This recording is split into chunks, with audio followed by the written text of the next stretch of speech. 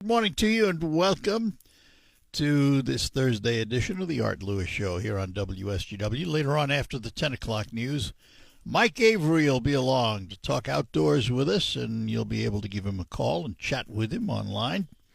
At 11 o'clock, Doug Temple from the Saginaw YMCA will be here to talk about their big event coming up. But we're going to talk about another event that is returning to its rightful place, if you will, and that is the Corn Fest in Auburn. And we have a couple of folks in studio to chat with us this morning.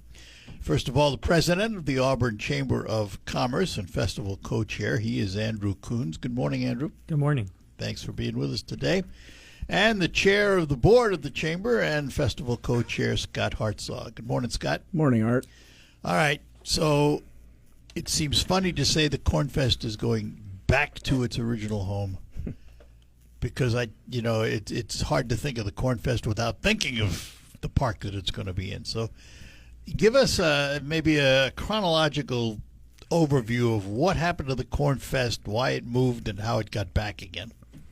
Well, and if we back up a little bit and we go to 2023, there were some permitting issues from a management company we had at the time overseeing the festival, which led to the cancellation of the 2023 event. And then the same management company made a decision in 24 to take it to Midland, which is we found a bit ridiculous on its face. So the chamber's been working for 2 years to bring it back to Auburn, and we're happy to have it back. You had a contract with a management company. We did not have a contract. It was a management company that had just been working on behalf of the JCs and the Auburn Chamber to facilitate the festival. There was never a contract. Did they have the ability to just up it and move it? We don't think so, no. But ultimately that'll be decided So that still is some litigation still underlying all of this. Huh? That's correct. Yeah. So the festival comes back, and did I read this is the 52nd Corn Fest? It is. Do we know some history of how this all got started?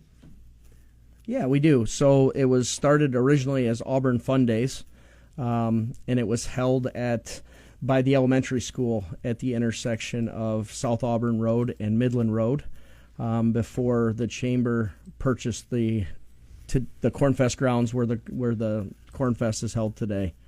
And it grew over the years with a lot of community involvement, and it's just become something that the community expects every year, and it's grown historically, and we love it. So if we were to compare the first Corn Fest to this Corn Fest, would they be recognizable? I wasn't alive at the first Corn Fest, so no, they would not be.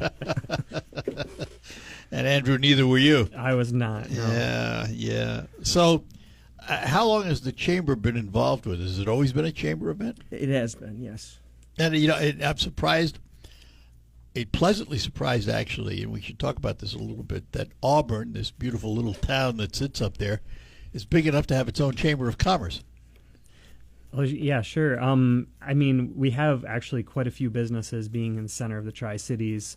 There's quite a bit of commerce that goes on, notably some agriculture. We have a couple of grain elevators. You got a lot of that, yeah. Yeah. And farmers, we have businesses that support farming and agriculture, and also we have a school, and there's quite a few businesses that support that school as well. So there's enough there to... Oh, definitely, yes. So how long has the chamber been around? 1967, I believe it was formed as the Auburn Area Businessmen's Association, and then later adopted the name of the Auburn Area Chamber of Commerce.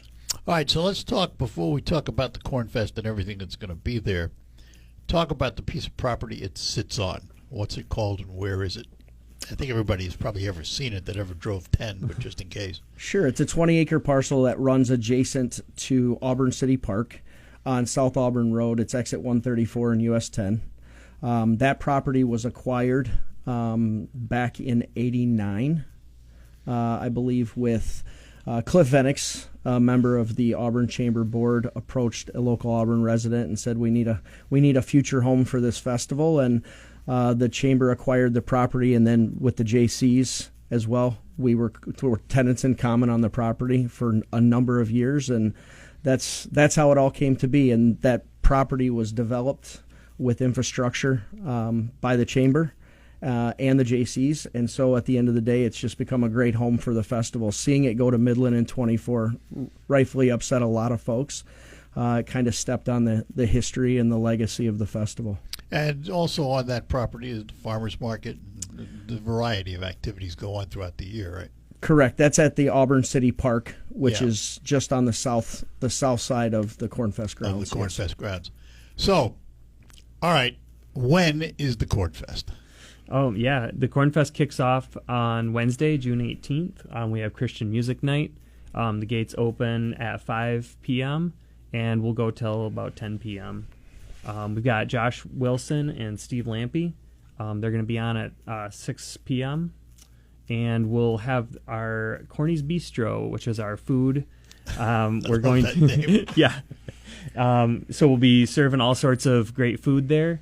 And the Corny's Bistro will be going all the way through the event, through Sunday. And the event runs that Thursday evening through Sunday.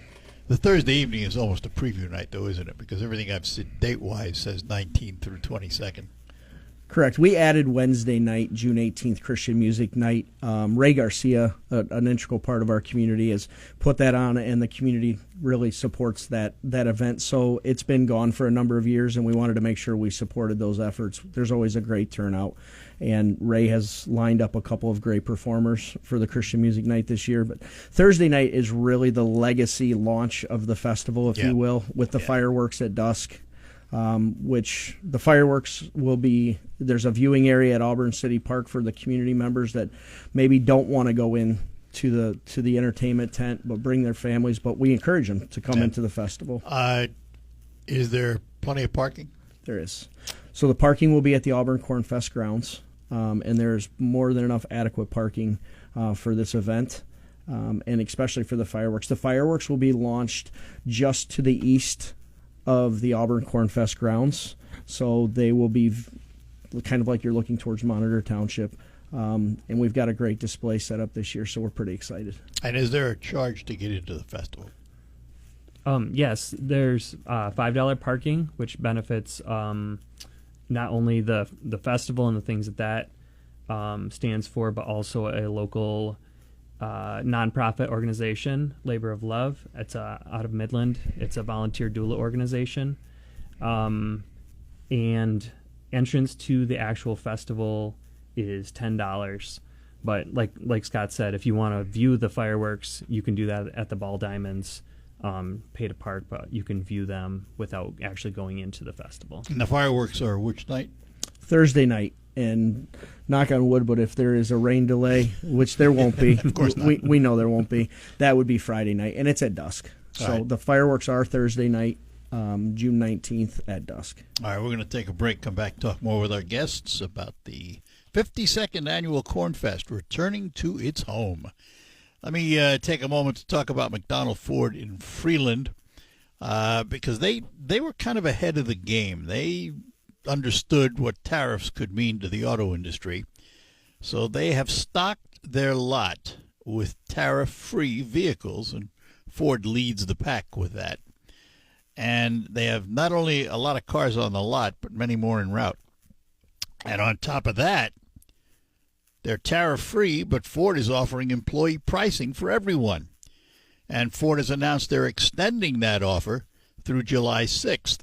That means you pay the same price as Ford employees.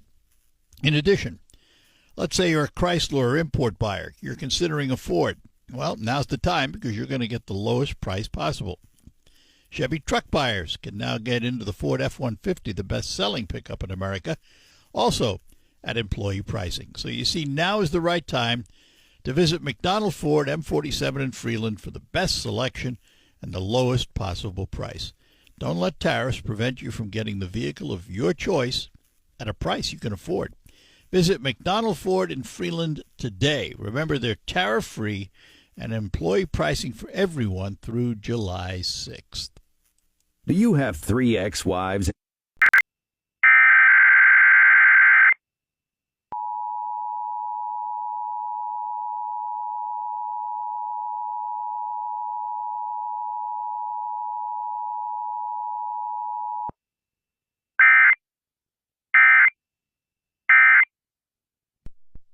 This is a test of the emergency. With you here on the Art Lewis Show, talking about the Auburn Corn Fest, returning to the Corn Fest grounds. With us, Andrew Kunz, he's president of the Auburn Chamber of Commerce and festival co-chair, and Scott Hartsaw, he's the chairman of the board and festival co-chair. Festival is going to be running the 19th through the 22nd, and you have kind of an early night on the 18th for gospel night, if you will.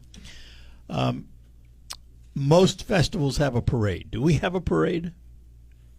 Oh, we do have a parade. The parade is historically on Sunday, and it will be on Sunday this year. And what's the theme of the parade? I love this name because of what's happening.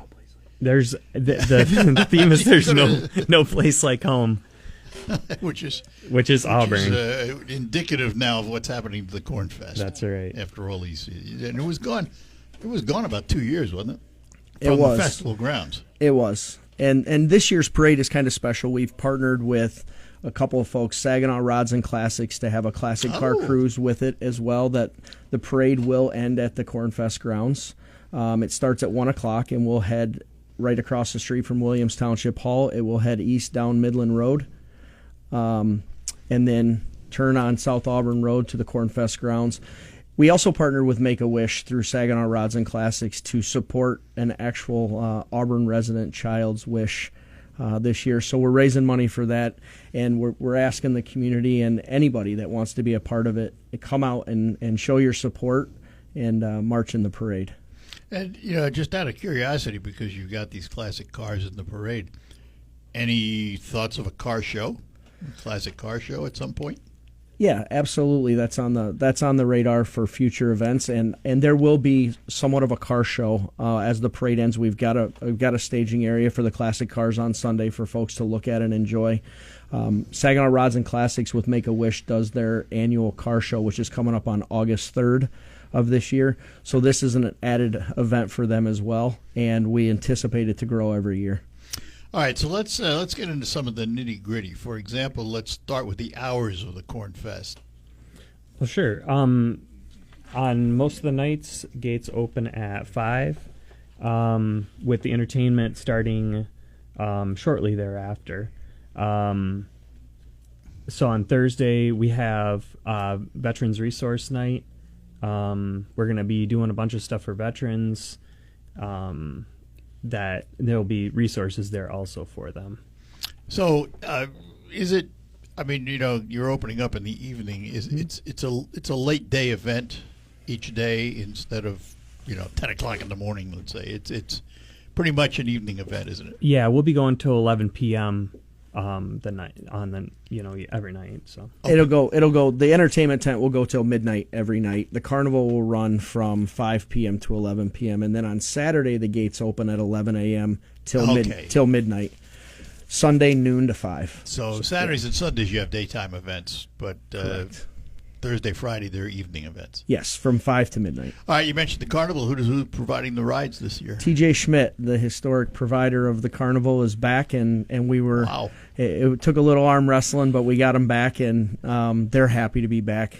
Spoke to him on the way here. Thing about the Corn Fest, the only part of it that really surprised me a little bit is that significantly earlier this year than it has been. It used to be, correct me if I'm wrong, it was in July, wasn't it? Yes. So that we did get some feedback from that, and we understood it and expected. The sweet corn's not in June, and technically, if we look at it, sweet corn isn't typically in the early parts of July. Michigan sweet corn isn't. So we respect all of our residents and our citizens' feedback, and we certainly listen.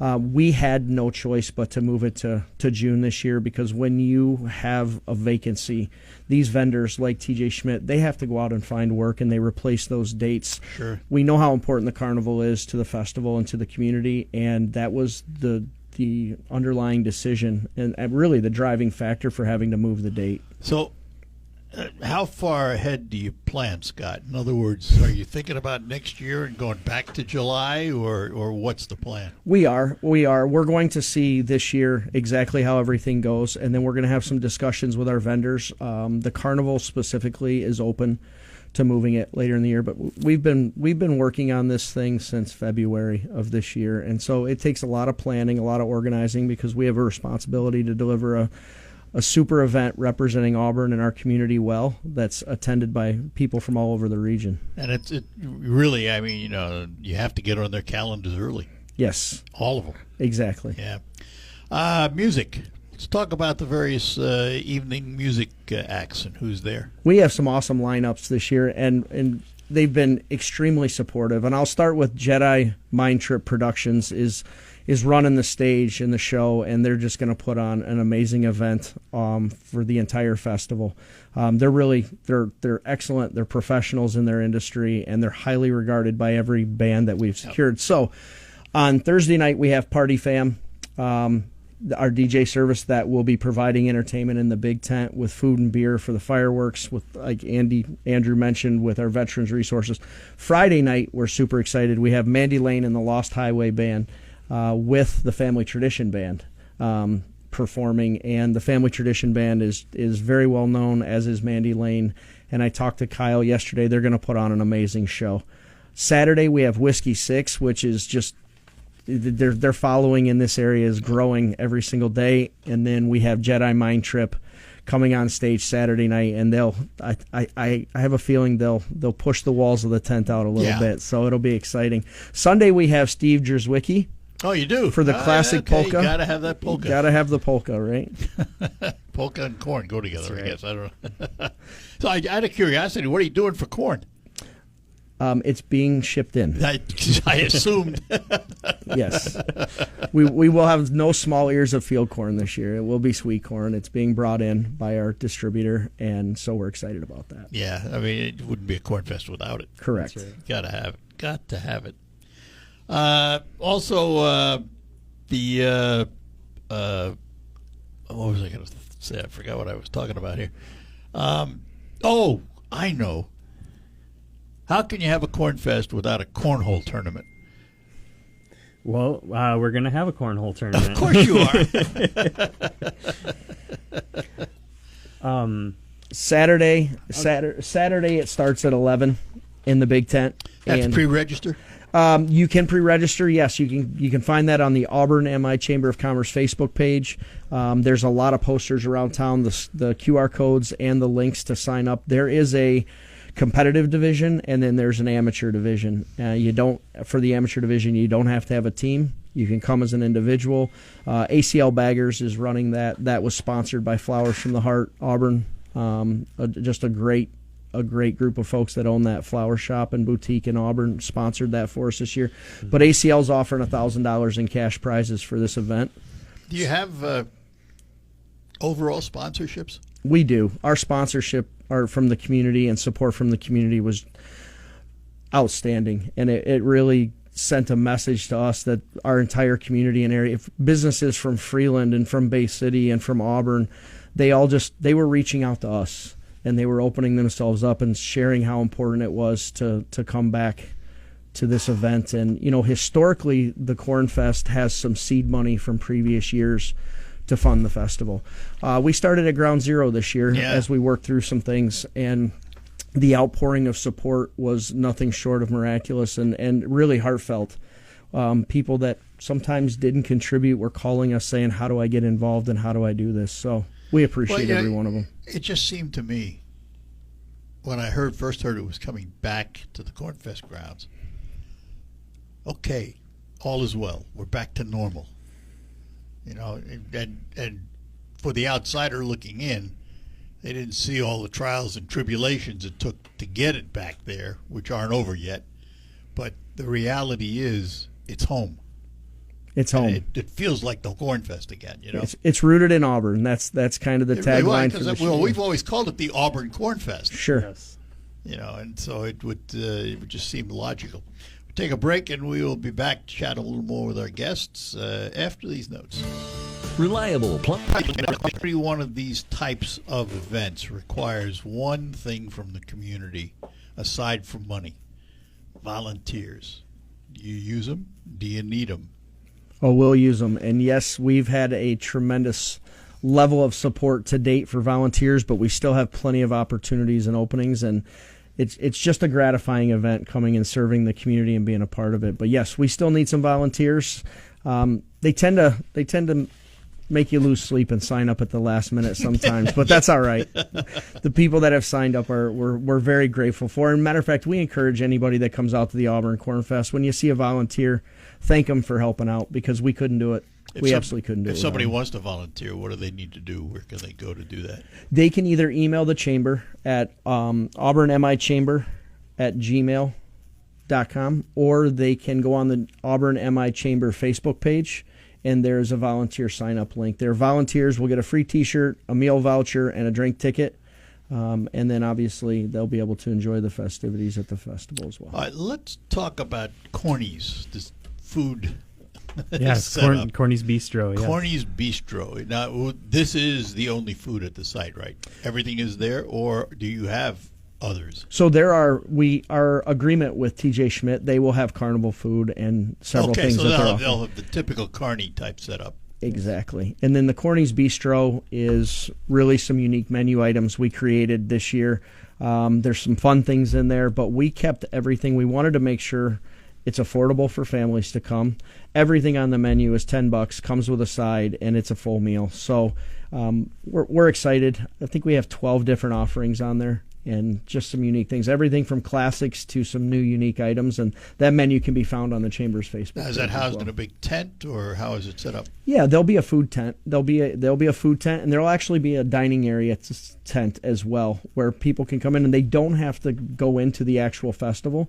They don't have to actually pay admission if they want to just come with the family and eat. All the proceeds from the Corn Fest this year are being directed back to community initiatives. How many different initiatives do you think you support? Throughout the year, probably 15 to 20, and over the last couple of years, it's been difficult to maintain that level with the lack of the festival and different supports or things like that. But our goal is to make sure that every penny spent when people come out to the festival this year is guided back to our community. So with the festival this year, it is being put on by 100% donation and 100% volunteerism. Everything is going back to the community. And I have to believe, at some point you'll give all you can, but you probably want to retain some seed money to get your feet in the door next year, right? That's important, yes. Yeah, it's just to get yourself a head start. So right? it is for community initiative, but it's also for festival preservation. It's important to make sure that this festival doesn't go away and that it's for future generations like it has been for past. It's always, has it always been a community donor, so to speak, from its beginning? Oh yeah, absolutely. We have quite a few local sponsors that have stepped up. Some of them long-standing, some of them Who are newer, they? Just out of curiosity, do you have a list of them? Yeah, I do. Sure, We'll give them their due. Absolutely. So we've got festival sponsors of United Financial Credit Union, Enline Pike Insurance and Auto Owners Insurance, RW Transmission, Tri-City Furniture, They're located there. Right? Yeah. in Auburn, yep. Escon Group out of Bay City, Valley Animal Clinic in Auburn, just a phenomenal place to take your pets. Garber Ford in Bay City, O's Pub in Bay City, Pub and Grill, H2O Waterside. I was going to say O's Pub, and where's H2O? There In you Bay are. City. We have Castaways, Beavers Pub, and Washington Street Irish Pub in Bay City. Tri-City RV, Flowers from the Heart in Auburn, Iron Grind Coffee Shop, Ambrose Squires Funeral Home, Falcon Asphalt Repair out of Freeland, Warmbier Farms in Auburn, Fix Auto Body and Repair, Laser Connection, Gushow Excavating, DeShano Foundation, we're almost there, Hamilton got a Electric, Labadie Auto Group, Food Center in Auburn, and Ace Hardware, Huntington Bank, Tracy's Dance, Unique Bridal, and GFL Environmental, to name a few. It's nice to have good corporate citizenship and that Yes. to have these folks put money out. It's more than just mouthing off, it's money. It is. And some of our sponsors are also playing major roles in volunteerism this Yes. year. We wanted the sponsorships to be more than just a financial basis. We want these people and these great groups of businesses and local businesses to be vested in our festival, and we encourage them all to be involved from a volunteer standpoint, and they've all stepped up. That's what makes a great festival. People.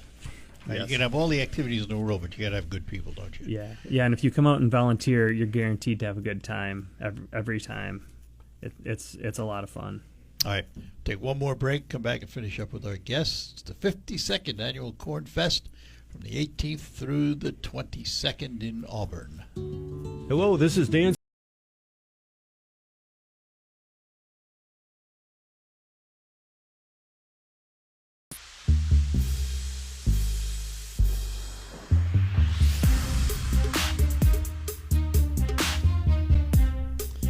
Back with you, talking to Scott Hartsaw. He is the chairman of the Auburn Chamber of Commerce Board and festival co-chair of the Auburn Corn Fest. And Andrew Coons, he's president of the Auburn Chamber of Commerce and festival co-chair. I want to touch on something else just for a minute before we get back to the festival. You're a Chamber of Commerce, and the obvious question is, how is business doing in Auburn? Oh, business is great. We have very few vacancies for commercial spaces in Auburn. The surrounding area, there's also businesses in Williams Township.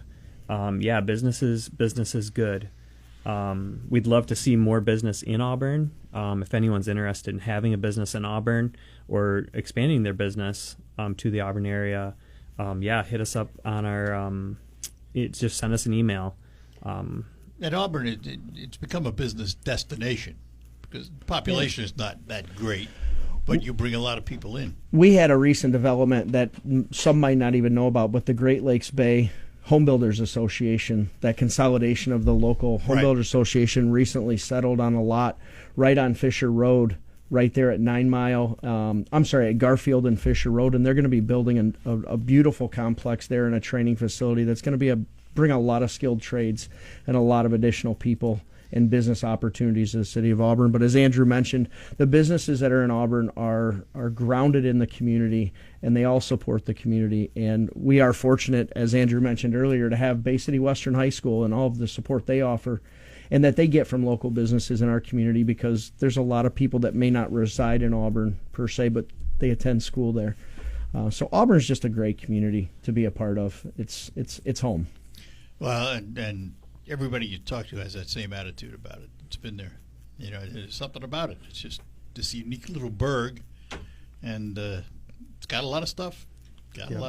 Absolutely. All right, so let's go back to the Corn Fest, and we want to remind everybody over and over again the times and all of that stuff. So let's do that now. The whens, the wheres, the whys, and all that. Gates open Wednesday night, the 18th, for That's gospel. Christian That's night, gospel music night. Yep, from 5 to 10 p.m. And then kind of the historic kickoff of Thursday night. Gates open at 5. Let's go back to Wednesday just for a minute. Yes. Is there any charge for the Christian night? There is. It's $10 admission, and Okay. all of those proceeds go towards Ray Garcia's organization to help local churches and ministries. And Perfect. Okay. And then we move to Thursday. Thursday, the we gate. get rolling. That's right. Thursday, the gates open at 5. They're open from 5 to midnight. The fireworks will be at 10 p.m. or at dusk. And then Friday night, it's from 5 to midnight. Saturday, from 11 a.m. to midnight. Sunday, from noon to 5 p.m. And the corn will be arriving, folks. Corn will be arriving. That's right. Can't have a corn fest without corn. Tell us about the DJ, because it's unusual. I mean, you got a lot of live acts, but you actually have something going on between the live acts. We do. DJ Party Fam. He's Party Fam. That's And Andrew Alvord, the local business owner, We Care Auto. He's also a DJ and does a tremendous job. He is actually the house DJ for Ascend Nightclub at Soaring Eagle Casino and Resort in Mount Pleasant. We're lucky to have him here. He travels all over the country. He goes to the South Florida. Local guy. Yeah. Goes to South Florida for spring break. Does a great job. He's going to be running entertainment on Thursday, and then he'll be running entertainment between acts throughout the festival. Just does a tremendous job for us. So there's something always going on. There's always something. And the rides, when do they open up? What's the time frame for the carnival? The carnival opens Thursday at 5 p.m. And we'll go to 11 p.m. on Thursday and Friday. Saturday, it opens at noon, and we'll go to 11 p.m. Sunday, noon until 5 p.m. And do you know, will they have all-day passes or all carnival passes? Or They have half-day passes for Saturday, and then just a standard pass for the rest of the days because of their shorter time windows there. Yes. are they bringing in the full complement? They are. we're giving them a little extra space this year. We want a great showing. And I